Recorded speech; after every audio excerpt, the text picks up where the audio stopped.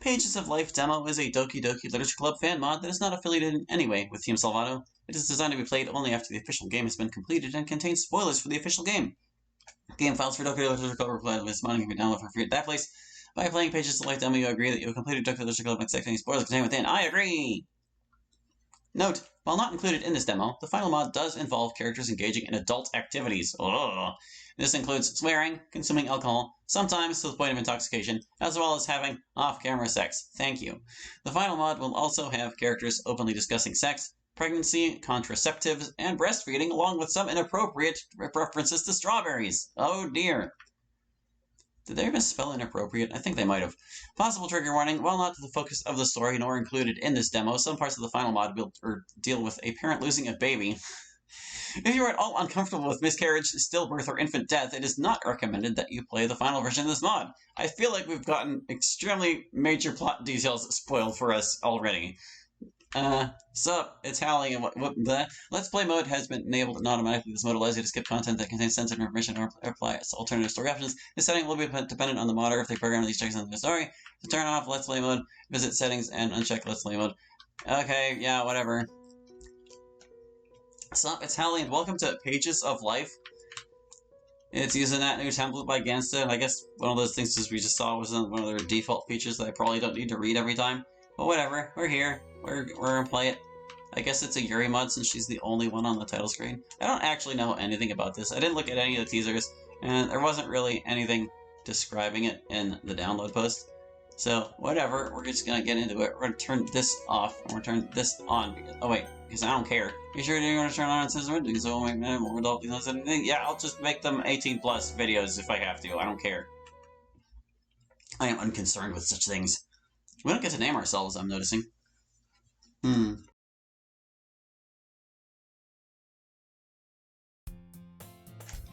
It's the morning of the festival, and I am at my desk writing. In one age, called the Age of Lavender by some, an age yet to come, an age long past, a wind rose above. No, I want to write a serious story, not some lame fan fiction. I crumple off the paper I had been writing on and throw it away. I stare at the clean, empty sheet underneath for some time. I can feel it mocking me, but the words won't come. I stand up and pace around my room a little bit. It's not helping. I've got writer's block again. I look at the clock and realize I might as well just go to school now. I'm definitely not going to get any writing done right now, and I could use the extra time to make certain I get all of the decorations up right. Rolling up the banner I made, and confirming I have my door curtain, candles, and oils, I make my way to school. While I do see a couple other students, the hallways are mostly empty right now. As I approach the club room, I'm surprised to see MC run out the door. I hear Monica call out after him. Don't strain yourself! MC bolts down the hallway away from me. I don't think he even saw me. A feeling of concern washes over me. He looked terrified. As I enter the club room, I see Monica as the only one there. The cupcakes MC and Natsuki made are sitting on a nearby desk. The pamphlets Monica and Sayori made are all laid out. Monica looks confused as she picks one up and begins reading it. What's going on? I don't know. Monica turns to one of the inside pages. Oh my god, she changed it! Who changed what? Sayori, she changed her poem to a suicide note! I drop my decorations in shock.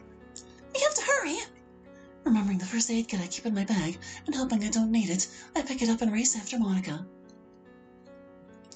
Monica and I run as fast as we can, but we never even see MC. He must have sprinted the entire way. Monica's in much better shape than I am, and doesn't wait as she outruns me. Fortunately, I had been to Sayori's house a couple of times before and know where I am going. All the houses in the neighborhood look alike. Fortunately, I remember exactly which one is hers.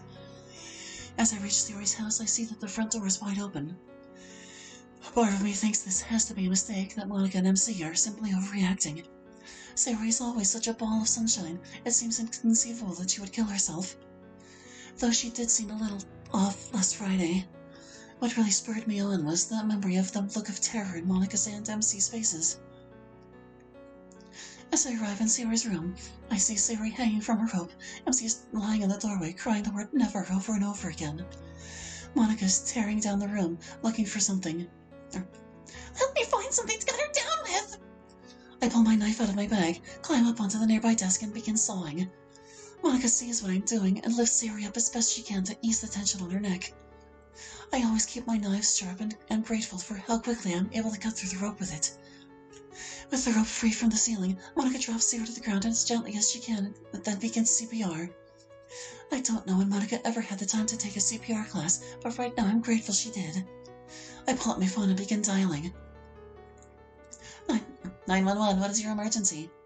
My mind is a whirl as I try to stumble my way through explaining what happened. Fortunately, the operator was calm, patient, and quickly able to get the necessary information out of me to know where we needed an ambulance and where to send it. It was the longest 15 minutes of my life. When the EMTs arrived, they quickly took over from Monica and asked that we wait outside so that we wouldn't be in the way. It took some coaxing, but we eventually managed to get MC up and out the door. We wait outside together on the sidewalk nervously. It's my fault. This is all my fault. You can't blame yourself for... She told me how painful it is for others to care about her. Why did I confess to her and make her feel even worse? I should have told her we would always stay friends. Sayori admitted to me she sometimes wants to die shortly after she joined the literature club. Her depression is a medical condition she needs treatment for. I think she would have done this no matter what you said. I'm a little surprised. I never knew that Sayori had depression before this. She hid it so well. And MC confessed to her. When did that happen? Must have been Saturday since he was busy helping Natsuki bake yesterday. I could have prevented this. Our attention is drawn to Sayori being wheeled out on a stretcher. I hear them mention her blood pressure. The numbers don't mean anything to me, but the fact she has one means she's still alive and at least has a chance. There's no way we will be able to do our poetry performance today. Yuri, can you go look up the club room and let Natsuki know what happened? She's probably wondering where we all are. Me? But shouldn't you? I think it's best if I stay here and make certain there isn't an... Her eyes briefly dart to MC. Accident. I nod my head in agreement. Leaving him alone right now would not be a wise decision. Checking that I have my bag on me, I begin walking back to school. I arrive at the club room to see Natsuki trying to hang my banner up by herself. Finally! Where in the world have you been? I can't bring myself to say what happened and just fiddle with my hair nervously. Yuri? It's Sayori, isn't it? I just nod my head. Did she kill herself? I'm shocked that Natsuki guessed so quickly. Did Sayori say something to her over the weekend? If Natsuki knew what Sayori planned, then why didn't she do something? She hanged herself. We got her down and she was alive when the ambulance took her away, but... Well, our festival plans are being cancelled. I knew I should have called her parents last night. She told me once that she has depression. I saw how bad it was Friday. And she caught me trying to kiss MC on Sunday. I can't hide my surprise on hearing this. MC and Natsuki hardly spent any time together in the club last week. I almost exclusively hung out with Sayori. I once at my choice of words too soon. I didn't know Natsuki was even interested in him. This is all my fault. If I hadn't... A shiver of fear goes up my spine at hearing this. Do we need to keep an eye on Natsuki too? Come here. I embrace Natsuki. You can't blame yourself. Monika's with MC right now because he blames himself. No matter what happens, remember that it isn't your fault. If anything, it's Sayori's. Natsuki pulls away from me with an angry look. No, it's not her fault. Natsuki. You're right that I shouldn't blame myself, neither should MC, but it's not her fault either. It's her damn roommate's fault. No apostrophe. I'm confused. Sayori didn't seem to live with anyone except her parents. Natsuki sees the look on my face. Sayori once described her depression as being like living with a maid roommate. It may cause her to feel certain ways, but that it isn't her. I consider that an interesting perspective. I don't know if I agree with it. If true, then where does the person end and the illness begin? Still, I have no desire to argue or debate this, especially now. Did you really try to kiss MC?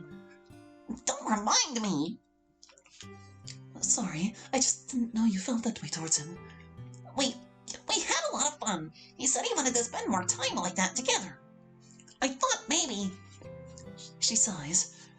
But when Sayori arrived, it was obvious he didn't want her to think we were together. I've never been so embarrassed.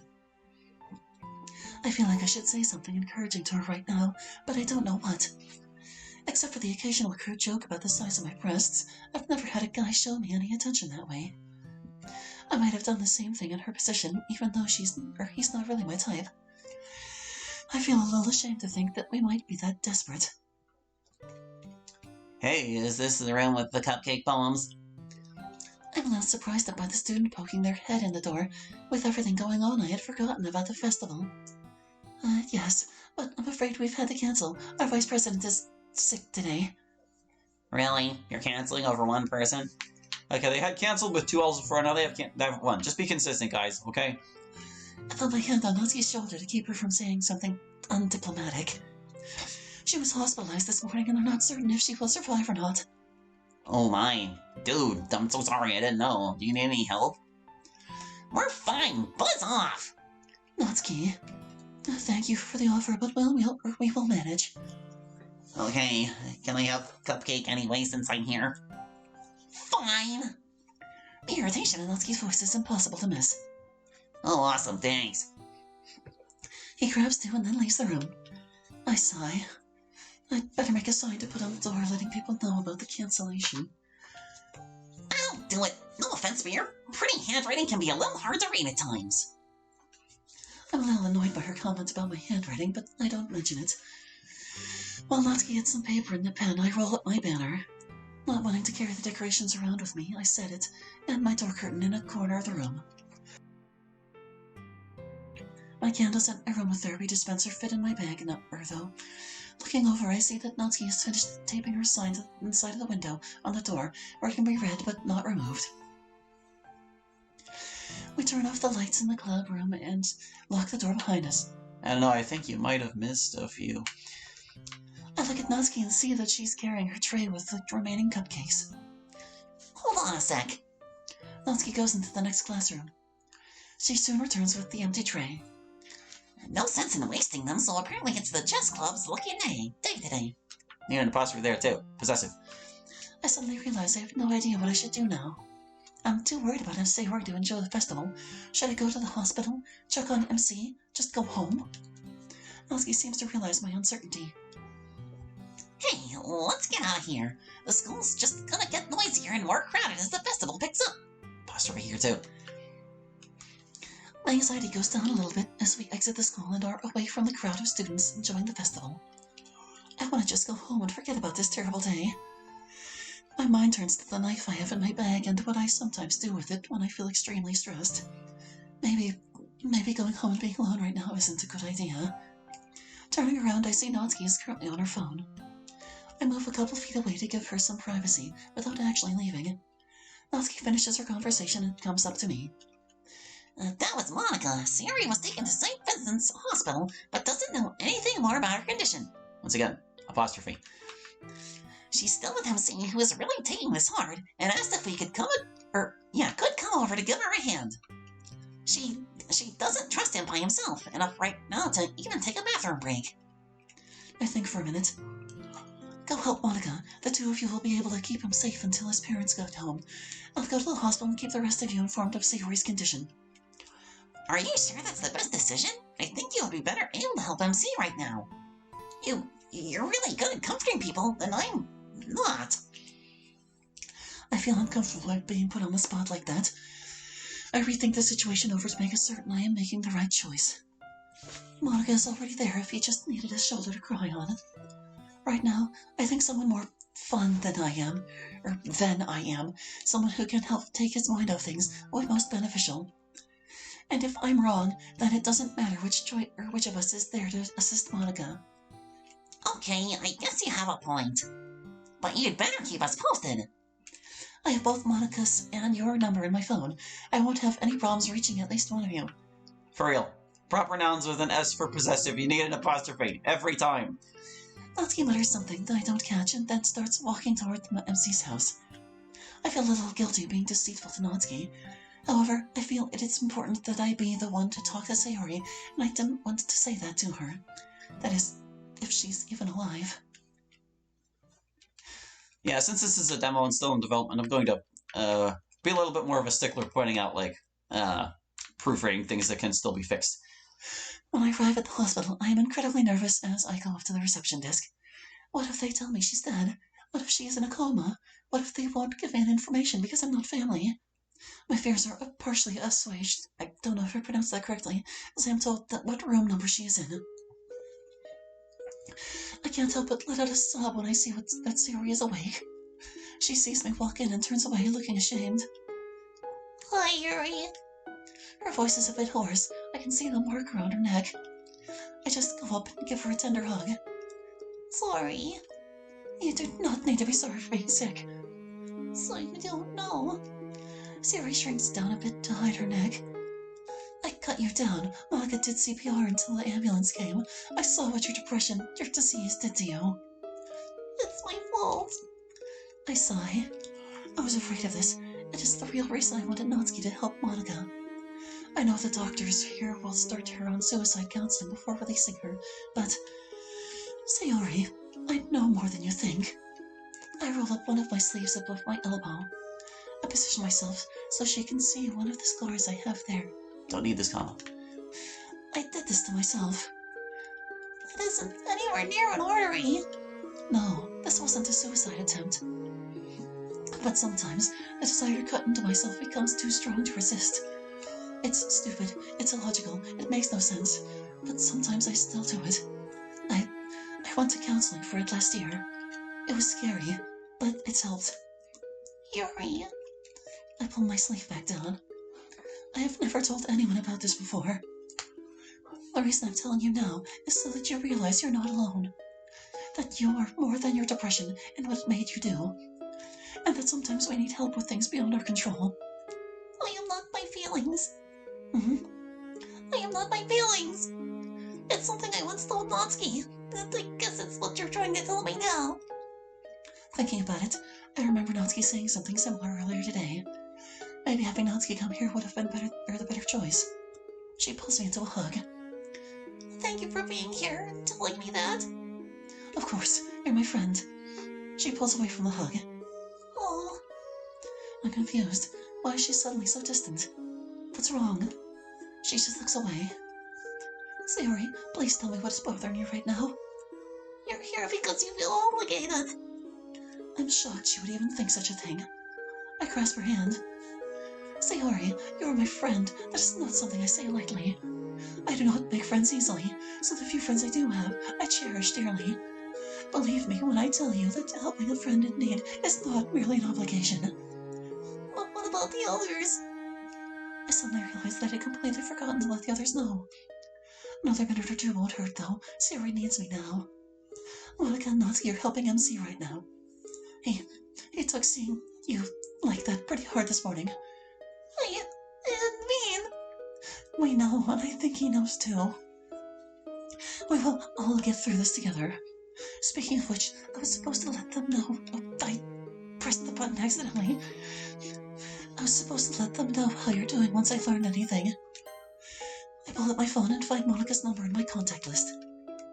Will you tell them how sorry I am? I pause at pressing dial when she says that. I hold the phone out to her. I will if you want me to, but perhaps you should be the one to say it. I feel it one. She takes a deep breath as a look of determination passes over her. I am not my feelings. Whether it's my fault or not, it's my responsibility to make things right as best I can. She takes the phone from me, Monica's number ready to go. Sayori presses the button. Although the volume on my phone is not exceptionally high, I can still hear Monica's phone ringing. Yuri? I hear a lot of commotion in the background over the phone. Quiet down, I can't hear you. Yuri, what's going on? Hey, Monica. Sayori? Sayori takes the phone away from her ear as the background noise on the phone goes crazy. Yes, Sayori herself is on the phone. No, I haven't. Hold on, I'm putting you on speakerphone. The commotion resolves into the voices of Natsuki and MC as Monica switches to speakerphone. Are you really okay? When are you coming home? Sayori, I am so sorry for her. I hear MC's voice choke away into tears. I'm sorry too. But as you can tell, I'm awake and doing okay, though my throat is sore and it hurts a bit to talk.